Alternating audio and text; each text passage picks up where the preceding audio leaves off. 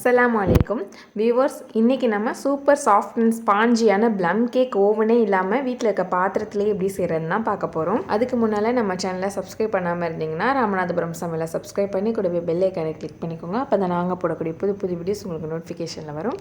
வாங்க எப்படி செய்யலாம் பார்க்கலாம்.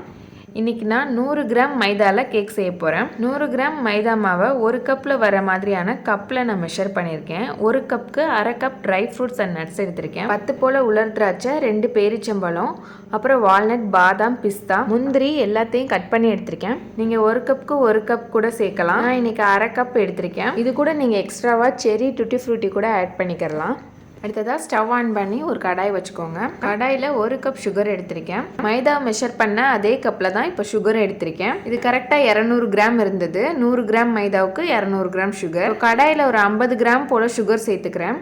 இது 1/4 கப்புக்கும் கொஞ்சம் கம்மியாக இருக்கும். கடாயில் தண்ணியே இல்லாத மாதிரி ஹீட் பண்ணிவிட்டு சுகரை சேர்த்துக்கோங்க. சுகரில் தண்ணி எதுவும் சேர்க்காம மீடியம் ஃப்ளேம்லேயே வச்சு கேரமல் பண்ணிக்கிறலாம். இப்போ சுகர் எல்லாமே மெல்ட் ஆகி நல்ல ஒரு தேன் கலர் வந்துருச்சு.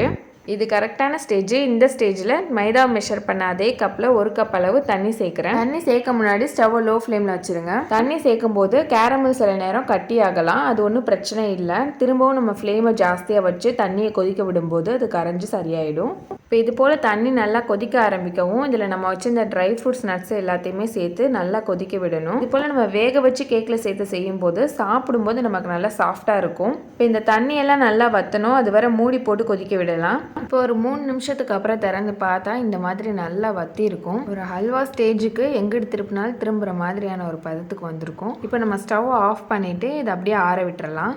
அடுத்ததாக சுகரை பவுடர் பண்ணி எடுத்துக்க போகிறேன். 200 கிராம் சுகரில் ஏற்கனவே 1/4 கப் கிட்ட கேரமல் செய்கிறதுக்கு சேர்த்துட்டோம். பேலன்ஸ் இருக்கிற எல்லா சுகரையும் சேர்த்துக்கிறேன். இது கூடவே 2 துண்டு பட்டை, 3 கிராம்பு, 4 ஏலக்காய் சேர்த்துருக்கேன். இதை நல்லா நைஸ் பவுடரை அரைச்சி எடுத்துக்கலாம். சுகரை பவுடர் பண்ணும் போது சில நேரம் பட்டை, ஏலக்காய் ஒழுங்காக அரைப்படாமல் இருக்கலாம். அதனால ஒரு தடவை பவுடர் பண்ண பிறகு சலிச்சு எடுத்துக்கோங்க. சலிக்காமல் அப்படியே சேர்க்கும் போது கேக் சாப்பிடும்போது உங்களுக்கு இடையில டிஸ்டர்பன்ஸாக இருக்கும். கண்டிப்பாக சலிச்சே சேர்த்துக்கோங்க. கேக் மிக்ஸ் செய்ய ஸ்டார்ட் பண்ண முன்னாடியே கேக் டின்னை ரெடி பண்ணி வச்சிருங்க. இது போல டின் இல்லைன்னா வீட்டில் இருக்கக்கூடிய டிஃபன் பாக்ஸ் கூட எடுத்துக்கலாம். இப்போ இந்த டின்ல எண்ணெய் இல்லைன்னா பட்டர் சேர்த்துக்கோங்க. நல்லா டின் ஃபுல்லாக ஸ்ப்ரெட் பண்ணிக்கணும். இப்போ இதுக்கு மேலே கொஞ்சமாக மைதா இல்லை கோதுமை சேர்த்து நல்லா ஸ்ப்ரெட் பண்ணிக்கலாம்.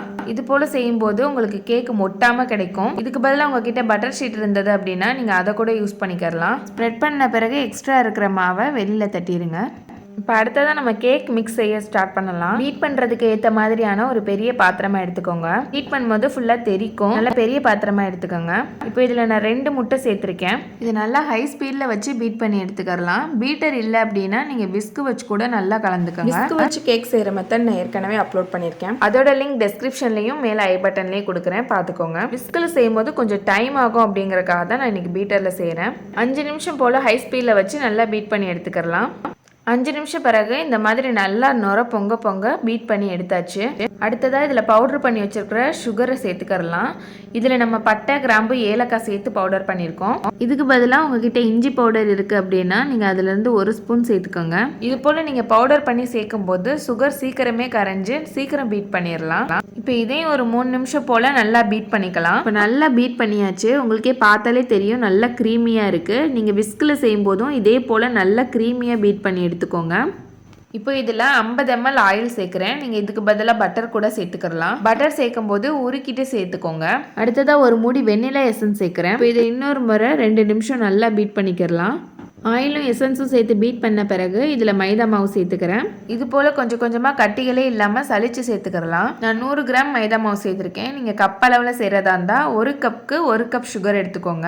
100 கிராம் மைதா மாவுக்கு 200 கிராம் சுகர் எடுத்திருக்கேன். அடுத்து 1 ஸ்பூன் பேக்கிங் பவுடர் சேர்க்குறேன். 1/2 ஸ்பூன் பேக்கிங் சோடா சேர்க்குறேன். இதையுமே சலிச்சு சேர்த்துக்கிறலாம்.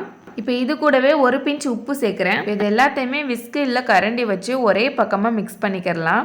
இது போல் நல்லா மிக்ஸ் பண்ணிக்கோங்க. அடுத்ததாக நம்ம ஃபஸ்ட்டே செஞ்சு வச்சுருந்த கேரமல் நட்ஸை இதில் சேர்த்துடலாம். அதையும் ஒரே பக்கமாக இது போல் கலந்துக்கோங்க. இப்போ இது போல் நல்லா கலந்த பிறகு இதை கேக் டின்னில் சேர்த்துடலாம். சேர்த்துட்டு இது போல் ஒரு தடவை டேப் பண்ணிங்கன்னா ஏர் பபிள்ஸ் எல்லாம் ரிமூவ் ஆகிடும்.